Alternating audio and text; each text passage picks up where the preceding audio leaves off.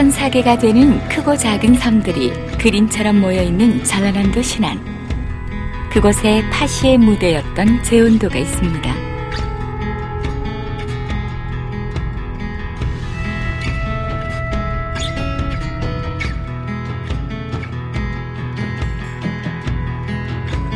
전라남도 신안군 북쪽에 위치한 제온도는 80가구가 살고 있는 조그만 섬입니다.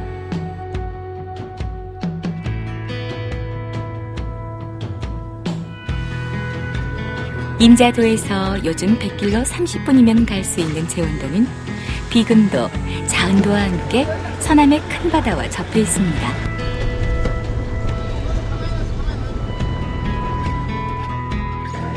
남쪽에서 북쪽으로 이어진 거대한 산줄기를 따라 형성된 산세로 이루어져 있으며 동쪽과 서쪽 해안 저지대에 마을이 들어서 있는 섬입니다. 농사라 해야 마을 뒷산을 개간하고 사람이 살다 떠난 집터를 일구어 고추, 상추 등 밭농사를 짓는 것이 전부인 섬입니다.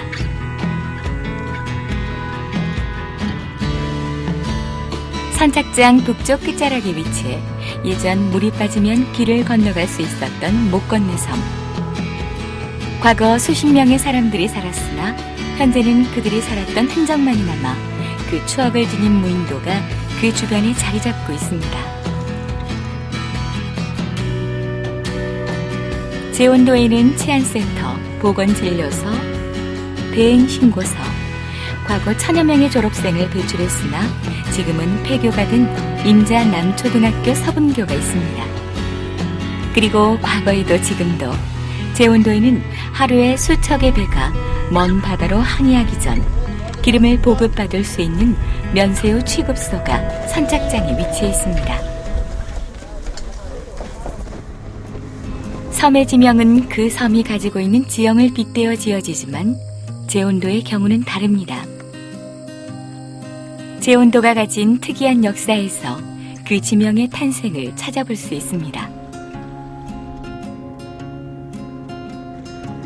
지금의 방파제가 설치되기 전 섬 앞바다의 풍랑은 심했다고 합니다. 겨울에 항해하기 힘들어 제온도에 잠시 머물렀다 날씨가 풀리는 3월이나 4월에 먼 중국으로 물자를 실어 날랐다고 합니다.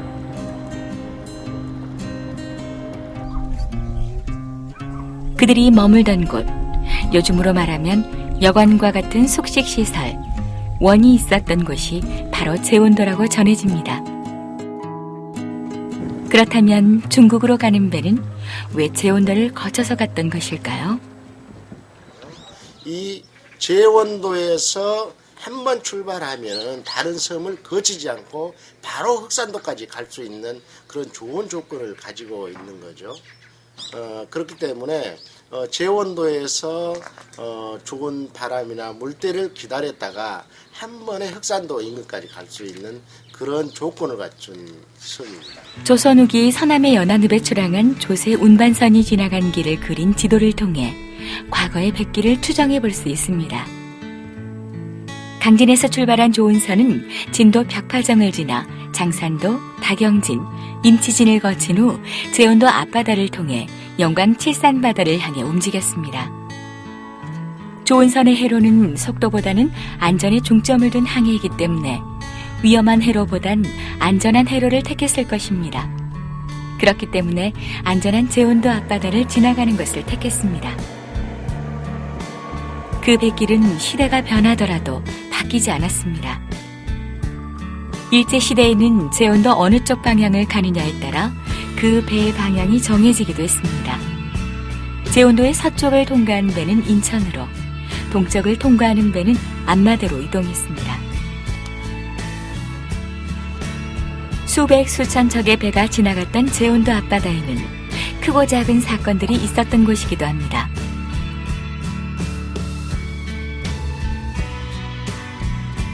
최초의 기록은 1597년 임진왜란 당시 왜군의 포로가 되어 귀국하였던 정이득의 해상록입니다. 그의 기록에 따르면 영광 구스포에서 배를 타고 북으로 피난 가려고 했으나 북서풍 바람을 맞아 제온도에 9일 동안 머물렀다고 전해집니다. 제원도 옛날 포구 상황을 알 수 있는데요. 제원도는 북쪽의 봉산, 그다음에 동쪽에 있는 임자도에 의해서 아주 그 바람을 막을 수 있게 아주 좋은 그 포구죠. 그리고 바로 포구 위에 그 생활에 필요한 땔감이라든지 물이라든지 또 마을이라든지 이게 형성이 돼 있어 가지고 거기에서 9일 동안 머무를 수 있는 좋은 조건이었던 것 같습니다. 바닷길로 주요한 지점이었음에도 그에 대한 명확한 기록이 없었던 제원도. 그러나 제원도가 가진 역사는 섬 곳곳에 그 흔적을 오롯이 간직하고 있었습니다. 제원 마을에서 가장 높은 봉산에는 봉화를 올린 봉수대 흔적이 그대로 남아 있습니다. 과거 밤이 되면 배들의 눈이 되어 그들이 안전히 항해할 수 있게 불을 올린 봉수대. 이 봉수대가 제원도에 언제 만들어져서 언제부터 사용하였는지 알 수 없습니다. 다만 지도군 읍지에 그 기록을 유일하게 알 수 있었습니다.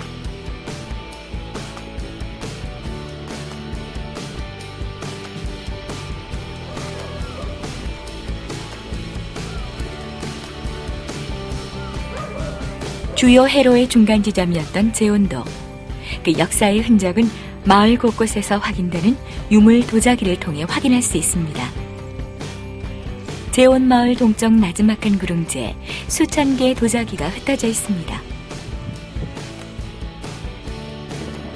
왜 이런 곳에 도자기가 있는 것일까요? 이곳 아랫땅에서는 과거 당제를 지내던 장소입니다. 특히 이 주변에서는 청자와 백자, 도기편, 그리고 상평통보도 함께 출토가 되었습니다. 이러한 영상으로 보았을 때 과거 무사 항해를 기원하던 제사가 거행되었던 제사 유적지가 아니었을까 추정됩니다. 과거 바다를 항해하던 배들의 중간 거점지이자 중국으로 항해하기 위해 반드시 거친 섬 제원도.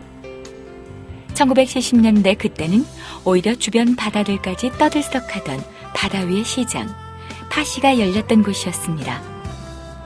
봄에 조기를 잡던 어선들은 여름이면 강다러, 병어, 민어를 쫓아 제원도로 옮겨왔습니다. 수백 개의 수천의 고깃배들을 쫓아 장사꾼 기생들이 따라오기 때문에 그 규모도 상당했습니다.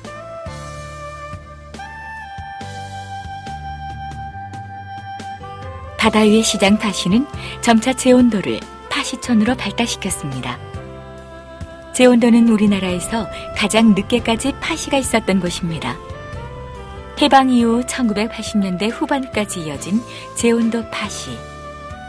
운막 대신 가건물이 들어서고 바닷가인 상점과 주점이, 골목 안에는 하숙집이 있었다고 합니다. 옛날 파시 때는 주로 저 일본 그 무역선들이 많이 그쪽으로 일본으로 바로 여기서 선상 판매를 해가지고 바로 거기 여기서 냉동실을 넣고 일본으로 바로 가서 일본 따 수출을 그렇게 수출해서 꽃게, 병어, 우서, 민어 그런 거를 많이 잡았죠. 다 외집 배들이 와서 고기를 많이 잡았었죠. 저 여수, 저 광도 그쪽으로 목포, 진도 그쪽 배들이 많이 와서 고기들을 여기서 많이 잡았어요. 동네 마을에 있는 분들은 농사를 많이 짓죠. 농사. 밭농사 이제 보리 여기는 이제 논이라고는 없고 단지 밭 보리 그걸로 이제 연명해서 나갔죠. 그리고 이제 바다에서 잡는 거라고는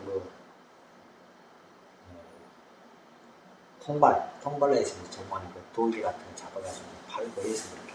그전에 이제 그 도기는 여기서 그거는 또 수출이 안 되니까 여객선으로 싣고 나가서 목포에서 판매를 보고 들어왔어요.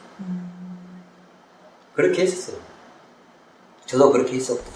그럴 때는 우리 동네 사람은 그때는까지만 해도 좀 어두웠어. 어작을 했어도 그 크게 안 했어요. 파시가 행해졌던 제원도에는 아직까지 그 건물들이 남아 있었습니다. 섬과 섬 사이를 오고 가던 배들이 백사장에 모여들어 수백 척의 배와 장사꾼들의 소리가 가득 찼던 제원도. 외지인들과 제원도 주민들이 만나 물고기들이 오고 가던 바다 위의 시장이 긴 백사장을 따라 펼쳐졌습니다. 멀리 이동할 수 있는 고깃배가 나오고 어판장이 생기면서 외집배들은 더 이상 섬에 머물러야 할 이유가 없어졌습니다. 그렇게 파시는 서서히 추억 속으로 사라졌습니다. 파시는 더 이상 열리지 않지만 여전히 제온도에는 계절마다 잡히는 다양한 어류가 있기에 사람들은 이 섬을 떠나지 않고 있습니다. 5월에는요? 5월에는 병어가 이제 주 어종이고 6월에는요? 5월, 6월 병어가 주 어종이고 새우젓 이제 육젓집이 또 예, 6월 7월에는 육젓입니다. 예. 예, 예. 8월은 어떻게 됩니까? 8월은 쉬어요. 아, 쉰다. 휴업이라 음, 뭐 허가상의 금옥이라 어장을 못해. 예. 9월은 어떻습니까? 9월은 가을 추젓. 네. 추젓. 예. 10월은요? 9월, 10월 추젓 잡고 예. 11월 달에는 이제 생새우라고 예. 김장새우 있잖아요. 예, 예, 그러니까 생새우, 예, 예. 그거에 2월은 어떻습니까? 12월 달, 11월 달부터 시작해서 12월 한 20일이면 어장 끝내요, 이제. 아, 12월 20일까지? 예, 예. 제온도 주민들이 고기잡이 기술을 익히기 시작한 것은 파시가 사라질 무렵입니다. 타 지역 고기잡이 기술은 점차 제온도 사람들을 변화시키기 시작했습니다. 인천 피난민들이 피난민들이 했다. 인천의 피난민들이. 그것도 그렇지만 이쪽에 어업을 새우대비 어업을 와가지고 알려준 사람들 다 피난민. 아. 하루에 4번, 6시간마다 찾아오는 물때는 곧 어민들의 삶의 시간입니다.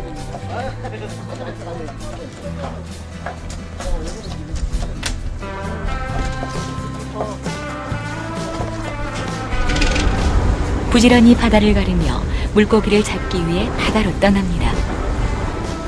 제온도와 허사도 사이에서 벌어진 이 거대한 물고기 잡기는 기다란 사각형 그물을 물의 흐름에 따라 흘러가게 하면서 대상물을 잡는 위자망으로 이루어집니다.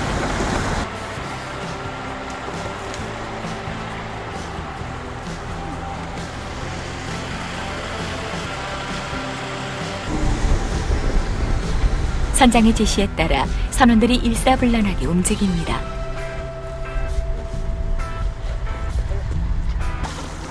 조금씩 거대한 그물이 수면 위로 떠오릅니다.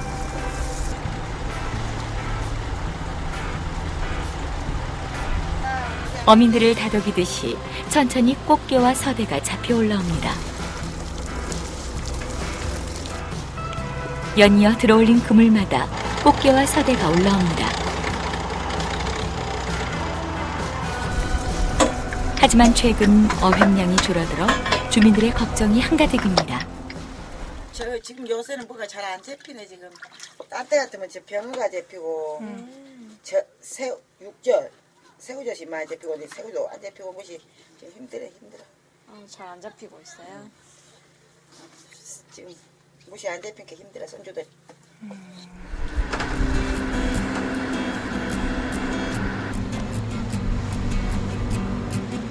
젖새우의 섬, 제온도 주변에 따라 거친 바다를 헤치고 온 새우들이 모여들면서 전국 대부분의 젖새우는 이곳에서 잡힙니다.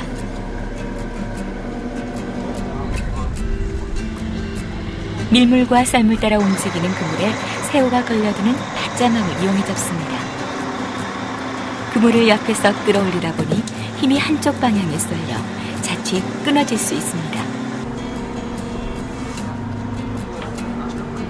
크기가 작고 껍질이 얇아 하얀 속살을 뽐내는 젖새우입니다.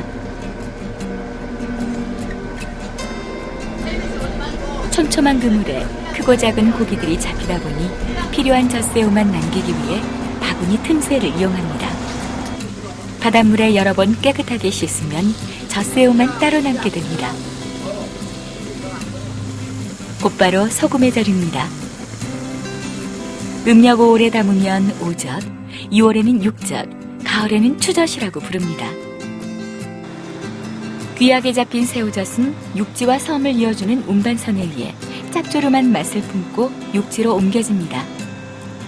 이 제온도 젖새우들은 전국 방방곡곡으로 팔려나갈 것입니다.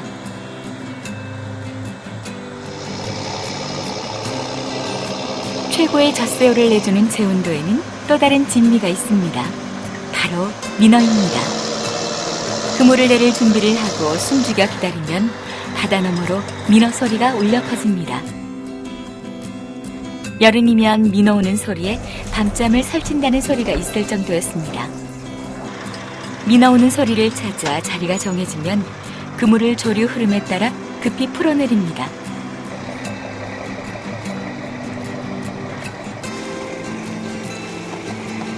민어가 올라옵니다. 민어의 평균 수명은 13년. 자라면서 몸집도 20배 이상 커진다고 합니다.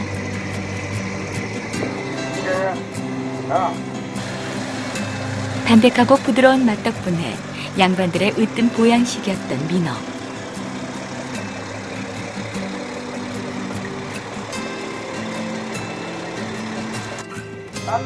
가장 좋아하는 새우를 따라 제온도 인근 바다로 몰려드는 것입니다.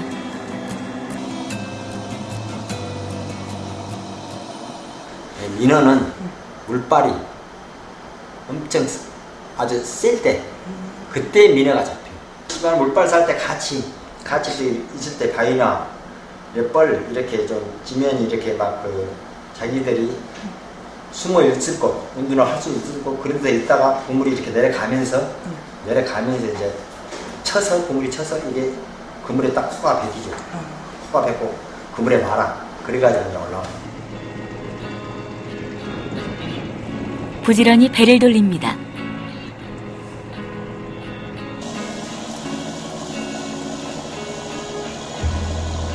다음 물때가 오기 전까지 잡은 민어를 포구에 내려야 하기 때문입니다.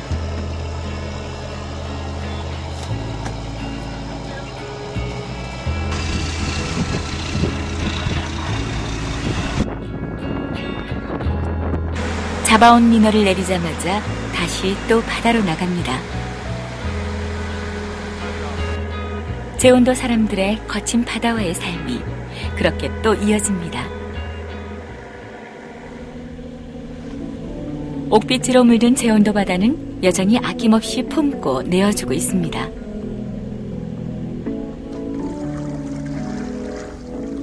해안가에도 김을 한가득 품고 있습니다. 돌에 잔뜩 붙어 자라고 있는 것은 그 고소하고 향긋하기로 유명한 돌김입니다. 가파른 갯바위에서 자라는 자연산 돌김. 귀한 돌김을 얻으려고 제온도 어머니들이 해안가로 나섭니다. 능숙한 손놀림으로 바위에 붙어있는 김을 조금씩 뜯어냅니다. 제온도 청정바다와 햇살은 바위를 온통 김으로 가득 채워두었습니다. 바닷바람과 파도가 키워낸 제온도 자연산 돌김은 일반적인 양식김으로는 표현할 수 없는 색다른 향과 맛을 자랑합니다. 갯바위에서 얻은 돌김은 잘 씻어 한 장 한 장 발에 올려 얇게 펴야 합니다. 적잖이 고단하고 수고로운 과정이지만 그 손끝에 비로소 귀한 고향의 맛이 완성됩니다. 햇볕과 바닷바람에 잘 말린 돌김은 고소하고 쫄깃해져 단맛이 난다고 합니다.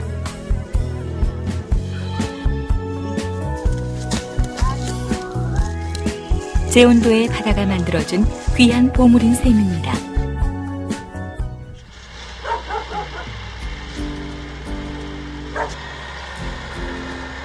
바다가 내려다 보이는 산비탈, 밭고랑마다 단단히 여문 농작물들이 가득합니다. 고운 빛깔로 단장한 새빨간 고추, 푸른 대추, 알알이 꽉 찬 콩, 낮은 구릉지에 부족한 농토, 어느 산비탈 하나 이 고운 전답이 되기까지 얼마나 많은 어머니 아버지의 손길이 닿았을까. 그래서 땅은 농부를 닮는다고 합니다. 제온도에 교회가 세워지기 전에는 당제를 통해 마을의 화합과 농업과 어업의 풍요를 기원하고 일거리를 논의했습니다. 커다란 나무 아래 사람들이 모여 당을 모시던 그때 우물 또한 귀하게 대접했습니다. 네, 여름 쓰고 동샘을 쓰고. 아니 저기 아래미 쪽에. 아래미 쪽에서 이제 제주가 선정이 되면 웃샘, 웃샘을 또 당샘으로 썼고 그랬어요. 이제 가장 이제 덕망이 있고 깨끗하고 이제 그 마을에서 그래도 좀 유능하신 분으로 다 선정을 하죠. 예. 언제 뽑는데요? 이제 그렇게 그것은 이 동네 제거리가 여기는 섣달 금음병께 하는데 이제 그때부터 섣달 금음날 이제 샘을 싹 품어서 이제 청소를 해가지고 그때 이제 금줄 딱 치면 그 사람만 그 제주만 오지 일반 뭐 주민들은 못 오겠다 그렇게. 당 모실 때까지 계속 여기에 관리하시고. 찬물 갖다 머리 감고 목욕하고 그렇게 정성을 들여서 제사를. 그럼 언제까지 지내셨어요? 이제 정월 열 나은 날 오후에 당제 이제 거의 끝나면 이제 우물도 전부 해제되고 이제 제사가 이제 끝나죠. 커다란 돌이 놓여 있는 웃땅과 아랫땅, 당의 위엄과 엄격함이 전해진 곳입니다. 지금은 그 흔적을 찾아볼 수 없지만 바다를 삶의 터전으로 살아온 제온도 사람들에게 바다에서의 안녕과 마을의 평화를 기원하는 당제는 신앙이자 축제였습니다. 넉넉한 바다와 구릉지에서 가져다준 섬의 생활, 고립된 섬이었기에 그 고단함도 삶의 회한도 그만큼 많았을 겁니다. 그럴 때마다 그 고단함을 어루고 달래며 가슴으로 풀어낸 것이 섬 사람들의 노래가 되었을까요?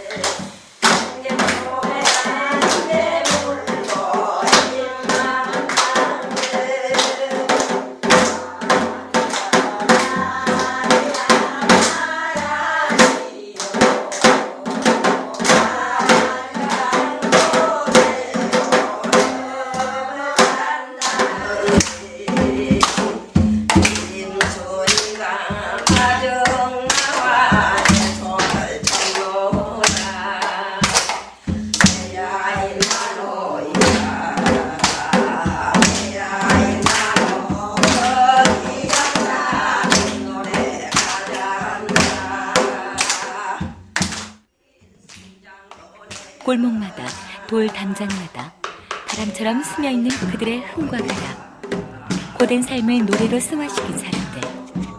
그래서 이들이 내는 소리는 더 구성지고 신명이 납니다.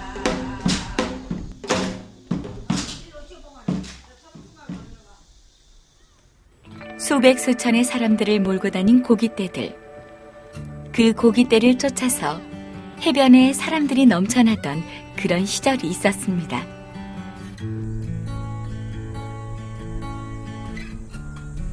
오래된 이야기처럼 시간이 흐르며 우리가 기억하고 있는 살가운 풍경들이 사라져가겠죠?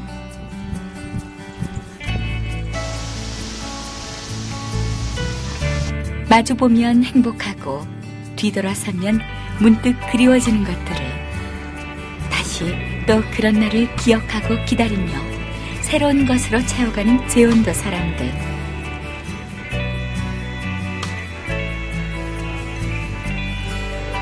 넉넉한 산과 들, 그리고 바다를 품어 안으며 살아갔던 그곳.